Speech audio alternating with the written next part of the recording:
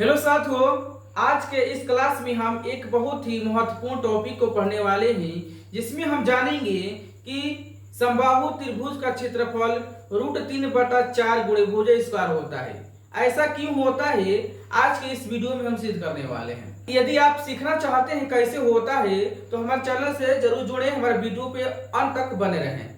तो चलिए क्लास को शुरू करते हैं। कि सिद्ध करें कि समबाहु त्रिभुज का क्षेत्रफल √3/4 गुणे भुजा स्क्वायर होता है। हमें सिद्ध करना है, तो मान लेते हैं कि माना कि एबीसी एक समबाहु त्रिभुज है, एक समबाहु त्रिभुज है। तो बना लेते हैं त्रिभुज।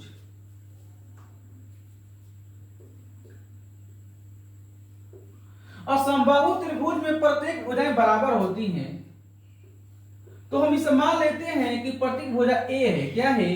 ए है। प्रत्येक भुजा ए है। तो हमें इसमें एक रचना करना होगा। रचना कैसे करेंगे? शीर्ष ए से हम सामने वाली भुजा पर लंब डालेंगे। हम रचना करते हैं एडी लंब बीसी, एडी लंब बीसी, एडी लंब बीसी। क्योंकि त्रिभुज के क्षेत्रफल, असल बात करें तो किसी भी त्रिभुज का क्षेत्रफल होता है 1/2 गुणे आधार गुणे ऊंचाई। तो हम इसमें लंब खींचते हैं। मान लेते हैं कि डी है। जब हम लंब खींचे तो बीसी क्या है? बीसी तो ये पूरा पूरा है, और ये लंब बीसी भुजा को दो भागों में बांट देता है, दो भागों में बांट देता है। तो क्या होगा? ये पूरा ए है तो ये आधा इसको कर देंगे तो ये हो जाएगा a/2, ये हो जाएगा a/2। ठीक है। तो हमें किसी भी ले लेते हैं। प्रमाण में देखें हम, तो इसमें देख रहे हैं कि इसमें दो त्रिभुज बना हुआ है, एडीसी और एडीबी। तो हम किसी भी एक त्रिभुज को ले लेते हैं। मान लीजिए हम लेते हैं त्रिभुज एडीसी में। तो हमें क्या करना है? आधार तो यदि बात करें तो आधार इसका बीसी है और लंब इसका है एडी। तो हमें लंब को निकालना है। तो कैसे ज्ञात करें? देख रहे हैं कि त्रिभुज एडीसी, त्रिभुज एडी से क्या है? एक समकोण त्रिभुज है। क्या है? एक समकोण त्रिभुज है। और समकोण त्रिभुज में एसी का मान दिया है और डीसी का मान दिया है, कोण का मान दिया है, आधार का मान दिया है। हमें लंब ज्ञात करना है। तो हम जानते हैं कि एक सूत्र होता है समकोण त्रिभुज के नियम में कि यदि कर्ण होता है, कर्ण बराबर होता है कर्ण स्क्वायर बराबर आधार स्क्वायर प्लस लंब स्क्वायर। हमें निकालना है लंब।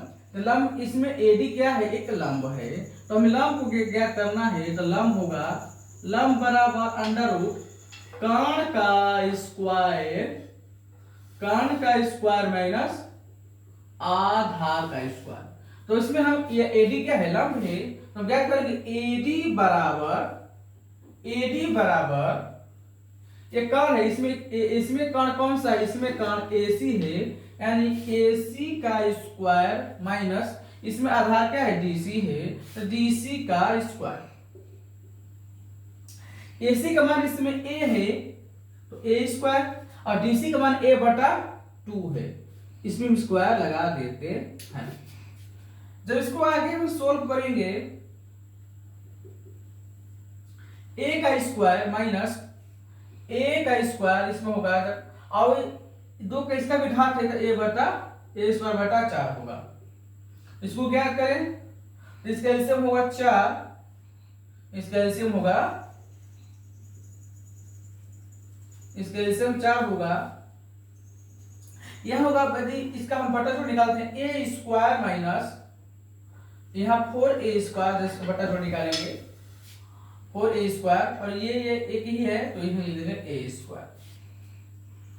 जिसको हम ज्ञात करते हैं एडी बराबर 4a स्क्वायर में से a स्क्वायर जाएगा, एक स्क्वायर a जाएगा, तो यहाँ बचेगा √3a स्क्वायर बटा में 4 होगा।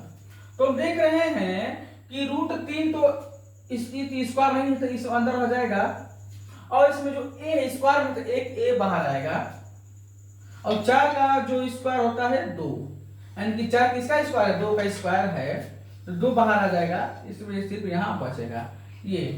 तब देखिए तो एडी क्या है, लंब, एडी लंब है, लंब बराबर कर दिया √3/2, और आधार इसमें डीसी क्या है, डीसी बराबर, डीसी नहीं ये पूरा आधार लेंगे कि त्रिभुज एबीसी में एडी लंब है, बीसी क्या है, आधार है,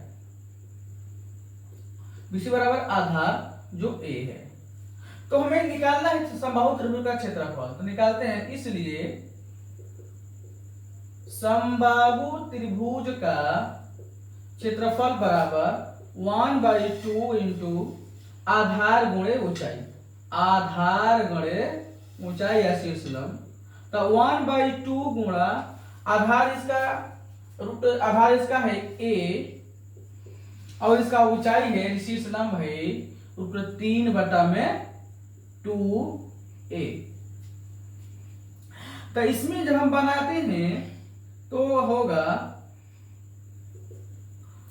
तो इसको गुणा करेंगे हम, ऊपर तो √3 है, √3 हो जाएगा नीचे, और इसमें a 2 है तो a स्क्वायर होगा, a स्क्वायर, और यहाँ 2 ऊपर नीचे गुणा का 2 दूनी का 4, यानी इसका आंसर होगा, यानी कि क्षेत्रफल होगा, समबाहु त्रिभुज का क्षेत्रफल होगा √3/4 गुणे भुजा स्क्वायर, साबित होता है।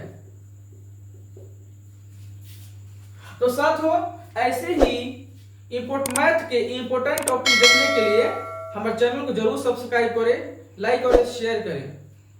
तो चलिए चलते हैं। जय हिंद, जय भारत।